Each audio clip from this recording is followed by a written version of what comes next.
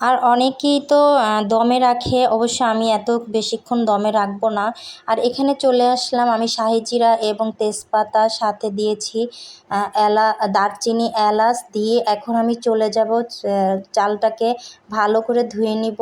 ধোয়ার পরে আমি এটাকে চুলায় নিয়ে দিয়ে দিব এই যে এখানে সবগুলো উপকরণ, আর দিয়ে দিলাম চালগুলো। অবশ্য চালটা অনেকক্ষণ ধরেই চুলায় ফুটন্ত ছিল, আর এই গরম পানির মধ্যেই আমাদের এই চালটা দিয়ে দিতে হবে।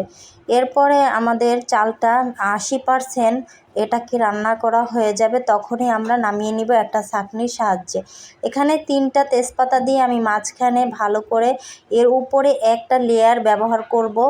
একটা লেয়ার ব্যবহার করার পরে যে আমার চিকেনগুলোকে এখানে সুন্দর করে আমি এক এক করে সাজিয়ে গুছিয়ে এভাবে আমি এগুলোকে রেখে দেব। এরপরে আমার এগুলো সব চিকেনগুলো দেওয়া হয়ে যাবে, তারপরে আমি আরেকটা লেয়ার ইউজ করব। আরেকটা লেয়ার ইউজ করলে এরপরে সবগুলো উপকরণ আমি গোছানো হয়ে যাবে। দিয়ে দিয়েছিলাম আমি আলুগুলো, অবশ্য আলুগুলো আপনাদের সাথে দেখানো হলো না।